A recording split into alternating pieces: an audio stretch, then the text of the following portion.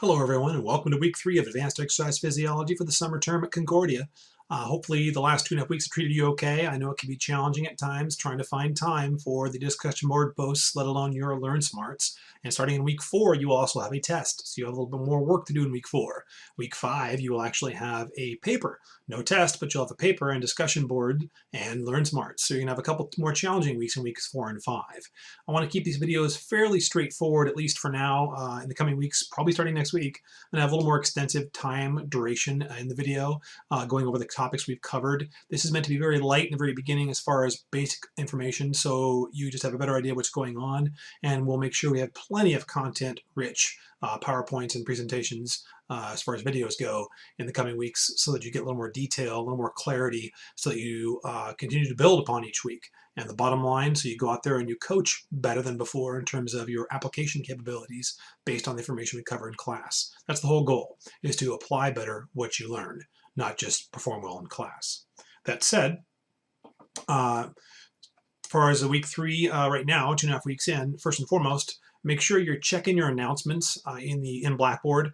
Probably twice a week, probably Monday and Thursday would be my preference, if not Tuesday and Friday at least. If you want to check more often, that's always a good thing.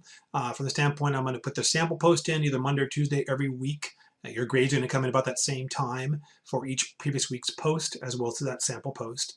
Also, we'll have other announcements for information going on, somebody to help with your papers, helping with preparation for studying for the exam, and probably in the future, in addition to the videos, actually offering other information, whether it's it's entered in as a PDF or other information to be studying for your own usage, not specifically required material, but things that might help you at the same time.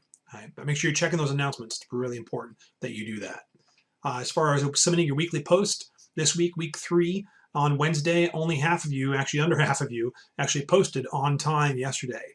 I think there might be some confusion in that week 2. Blackboard was down for a couple days, so I gave you a couple extra days to complete the posts. But I did say repeatedly, you still needed to complete by Wednesday in other weeks and every week throughout the entire quarter/semester.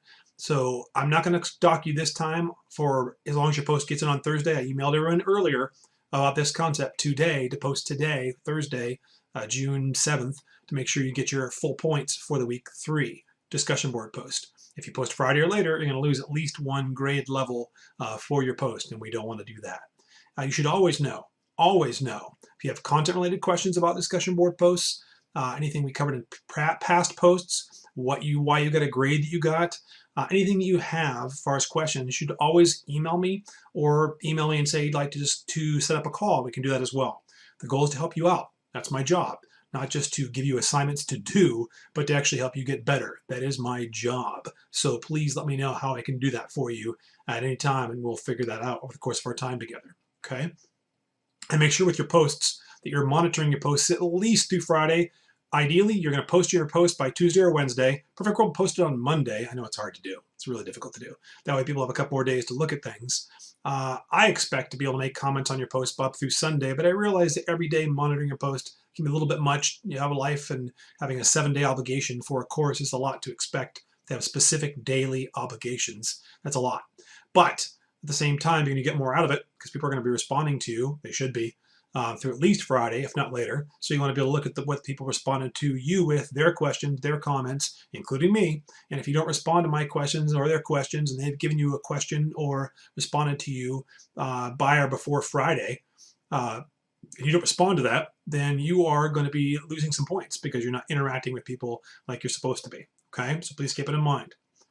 As far as the first exam goes next week, you have a 2-hour exam. At least it allows you as long as 2 hours. 100 multiple choice questions, closed book, over the previous 8, it'll be 8 chapters that we'll have covered in the first 4 weeks of our semester here.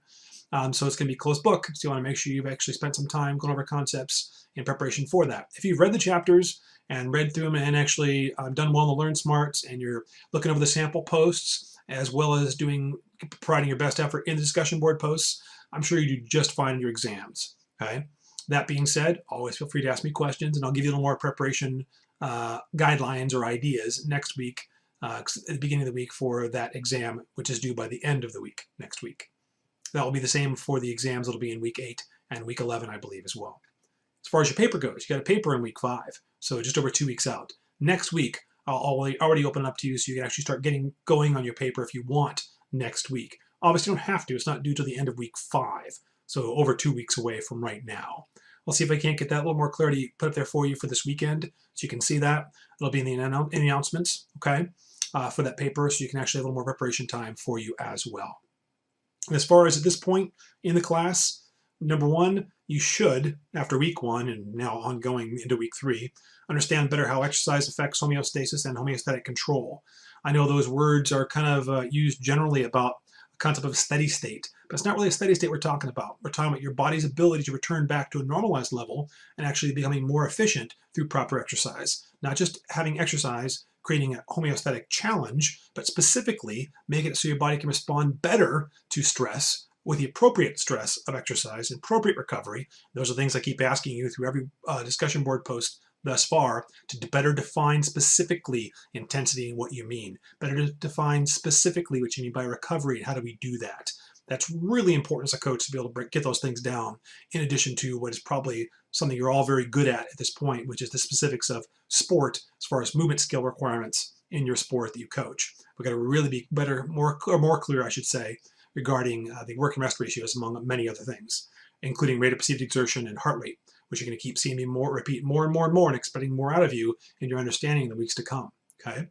As far as last week, we talked more about energy systems and specifically how they played a role at varying exercise levels, being highly intense with ATP, PC, adenosine triphosphate, phosphocreatine for the first few seconds of exercise, up to about 15 seconds, knowing full well that some textbooks say as high as 30 seconds. So it's variable in there. Okay.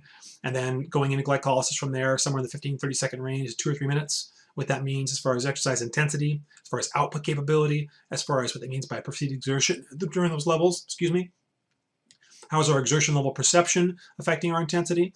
We may feel like it's high intensity as far as our perception, which makes it high intensity stress, but the output's not high intensity.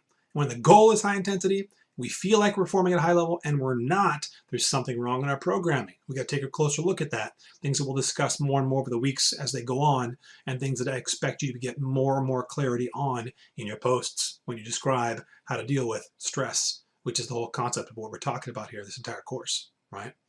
And of course, how it assists metabolism, keeping in mind metabolism is the sum total of all the physiological effects from exercise, both during and exercise, and all the different sum total of all the physiological, chemical,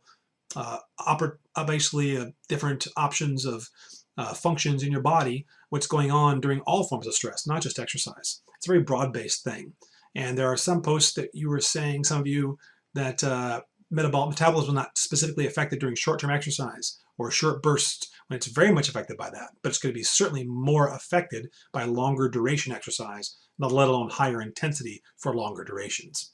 But you got to really be careful about things you say or reciting just what the book says and expecting you to give a lot deeper thought than just basics created by the book.